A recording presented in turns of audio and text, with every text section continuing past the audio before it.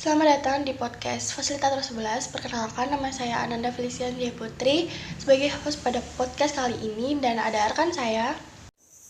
Dan perkenalkan juga nama saya Anissa Fauzia dengan NIM terakhir 1008 yang akan menjadi host di podcast ini. Dan pada kali ini, podcast Fasilitator 11 akan membahas salah satu indikator SDGs tentang berkurangnya kesenjangan.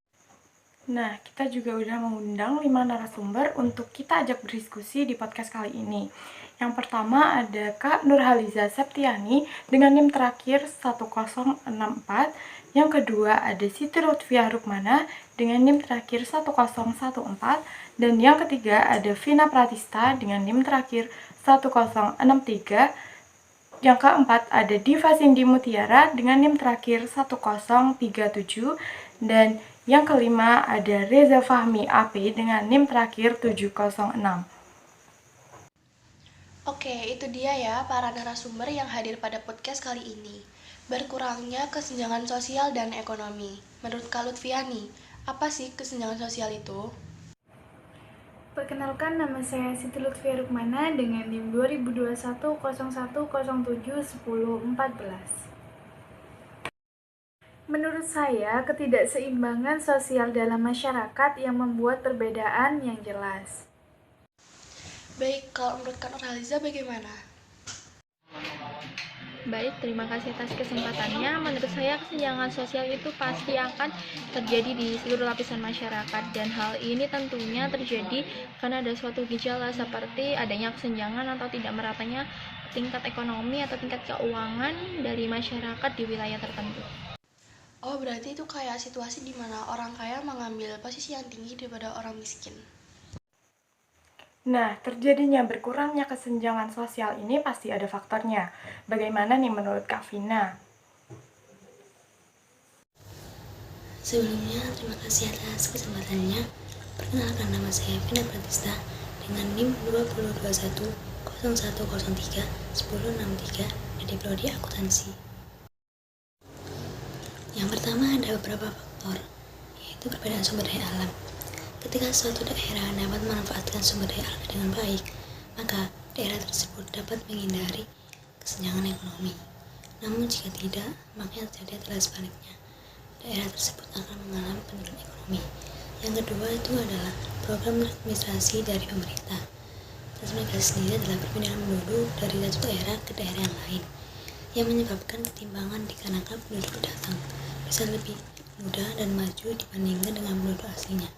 Yang tiga ada pengaruh globalisasi. Ketika kita sebagai masyarakat Indonesia dapat memanfaatkan kesempatan yang diberikan globalisasi, maka kita juga dapat mengejar ketinggalan kita dengan negara lain. Apakah faktor-faktor tersebut hanya itu atau masih ada tambahan lagi? Faktor lagi diantaranya kondisi geografis. Faktor ini berkaitan dengan hal kependudukan dalam suatu daerah. Terdapat kesenjangan produktivitas kerja masyarakat yang bisa dilihat dari berbagai aspek, seperti kesehatan, struktur pertumbuhan, kependudukan, ketenaga kerjaan, dan lain-lain. Dikarenakan adanya penduduk yang memiliki pemukiman di daerah dataran rendah dan tinggi, penduduk yang ada di dataran rendah cenderung mengalami pembangunan yang pesat karena jalanan terbalik dengan kondisi masyarakat di dataran tinggi. Nah, itu kan faktor-faktor dari kesenjangan sosial. Kalau dampak dari kesenjangan sosial, saya tahu nih Kak Ananda. Yang pertama yaitu pengangguran dan kemiskinan. Yang kedua, target pasar yang menjadi tidak jelas. Dan yang ketiga, langkanya tenaga kerja yang kompeten. Yang keempat adalah maraknya kasus-kasus kejahatan. Wah, ternyata Kak Nisa tahu dampak adanya kesenjangan sosial. Saya juga tahu macam-macam bentuk kesenjangan sosial nih Kak Nisa. Yang pertama, kesenjangan sosial antara desa dan kota. Yang kedua, kesenjangan kualitas sumber daya manusia. Yang ketiga, kesenjangan ekonomi antar kelompok masyarakat. Yang keempat, kesenjangan penyebaran aset swasta. Yang kelima, kesenjangan antara wilayah dan subwilayah. Mantap nih Kak Ananda. Terus untuk mengatasi kesenjangan sosial yang ada di kota dan di desa itu bagaimana? ada beberapa yang saya tahu solusinya. Pemerintah harus fokus untuk mendorong peningkatan dan juga perbaikan struktur desa, terlebih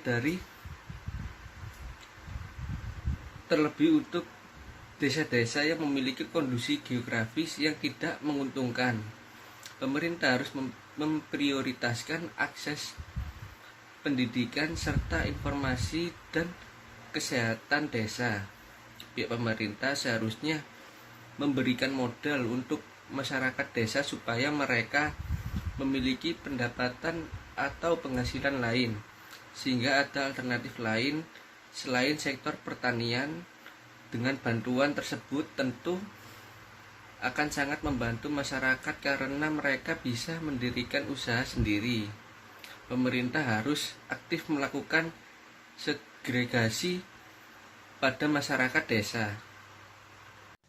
Benar juga solusinya. Di sini pihak pemerintah sangat berperan penting dan harus menjalankan kebijakan-kebijakan yang sudah ditetapkan.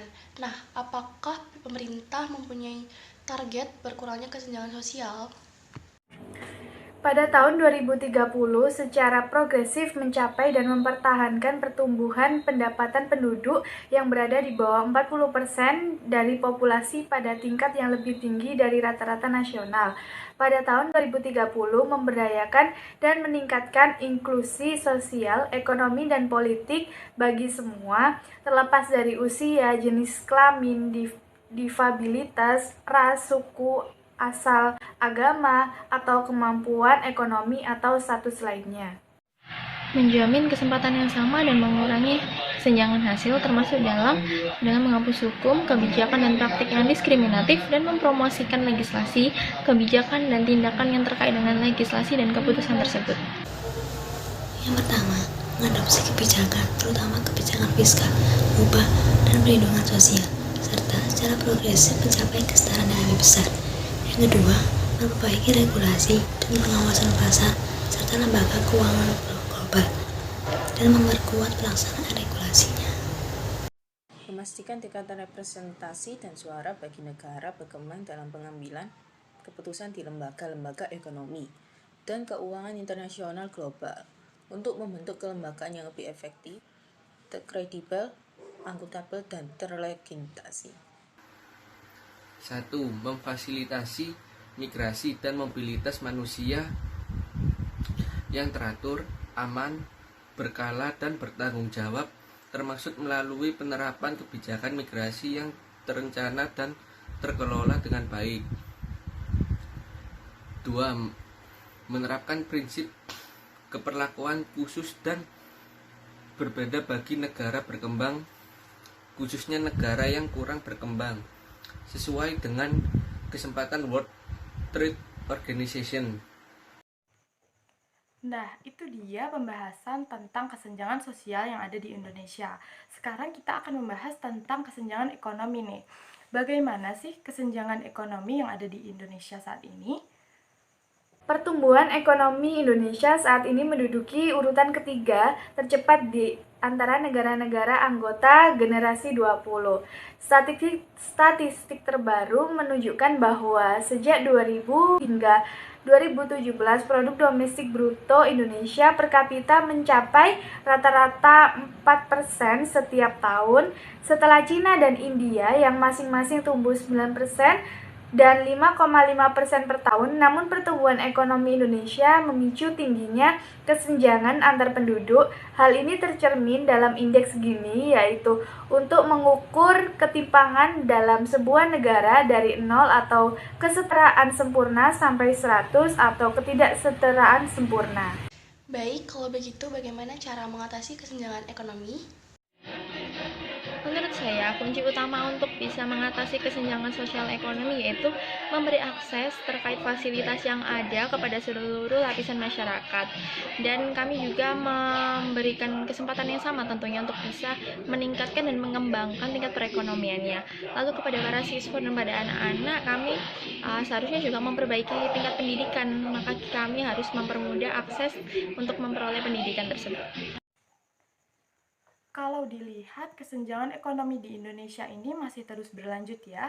Lalu apa sih dampak yang akan terjadi dari kesenjangan ekonomi di Indonesia ini? Yang pasti dampak dari kejadian ini adalah meningkatnya kemiskinan di Indonesia. Semakin banyaknya orang yang miskin, mereka akan sulit untuk menghidupi kehidupan sehari-hari mereka. Dan yang terjadi adalah menurunnya perekonomian kumuh.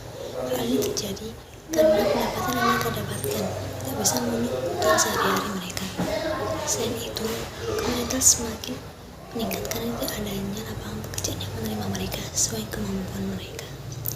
Kejahatan konvensional pun dilakukan, seperti pencurian, penipuan, dominan disebabkan karena faktor ekonomi, dan salah satunya adalah korban PHK.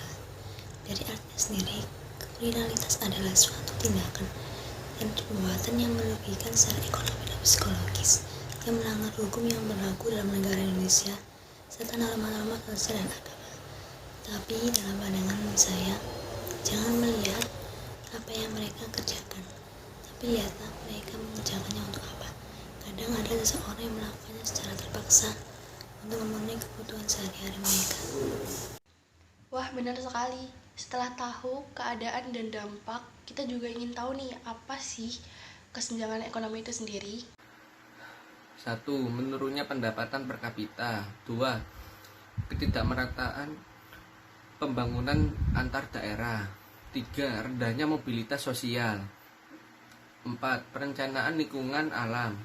5. Biaya pendidikan yang sangat mahal. 6. Tingginya pengangguran. 7. Lahirnya ideologi kapitalis. Dan yang terakhir ke-8, hilangnya asas gotong royong. Baik, kita akan tanya lagi nih kepada rekan Fahmi.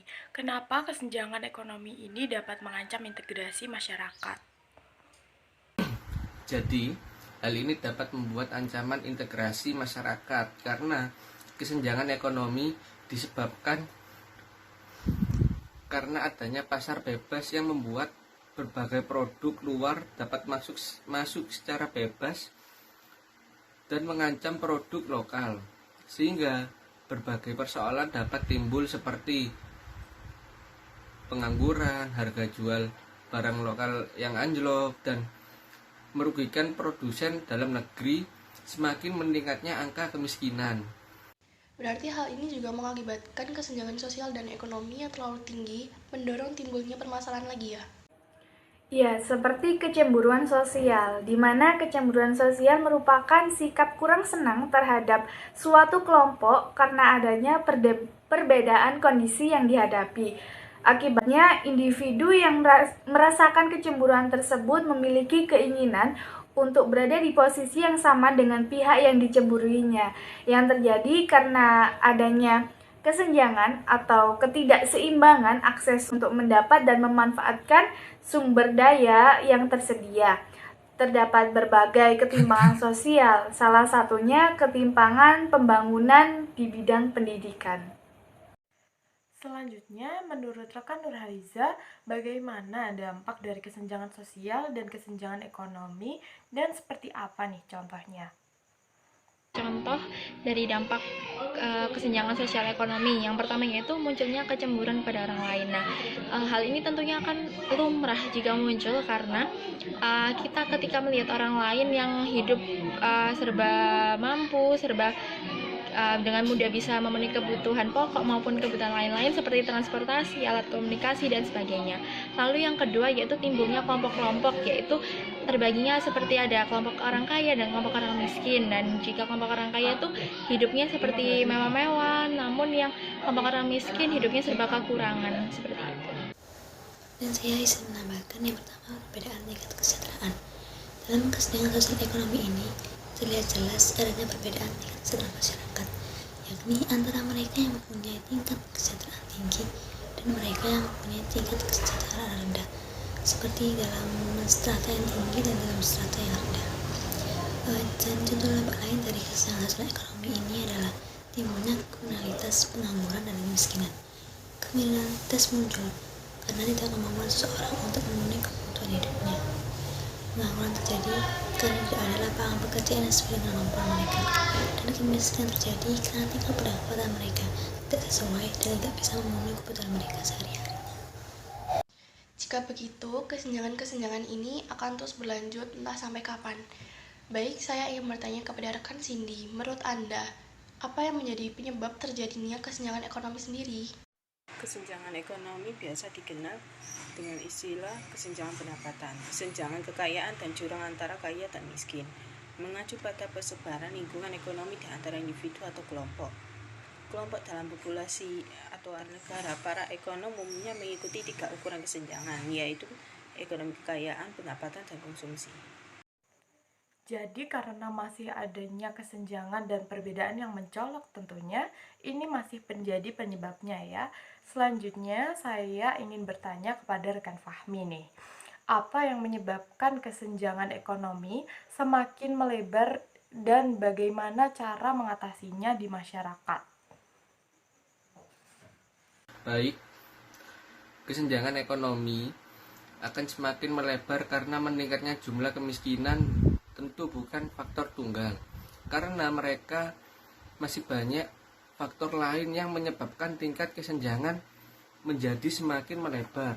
Antara lain karena faktor pabrik, yaitu kegagalan institusi dan kebijakan publik, minimnya investasi pada infrastruktur kebutuhan dasar, kurangnya penyediaan lapangan kerja, dan kunci utama upaya mengatasi kesenjangan sosial ekonomi adalah memberikan akses kepada tiap masyarakat untuk memanfaatkan fasilitas sosial yang ada, serta memberikan kesempatan yang sama kepada seluruh masyarakat untuk mengembangkan dan meningkatkan perekonomiannya. Baik, terima kasih untuk rekan-rekan yang sudah meluangkan waktunya untuk menjadi narasumber di podcast ini. Baik, saya Ananda Feliciantia Putri dan rekan saya Anissa Fauziah pamit undur diri. Assalamualaikum warahmatullahi wabarakatuh.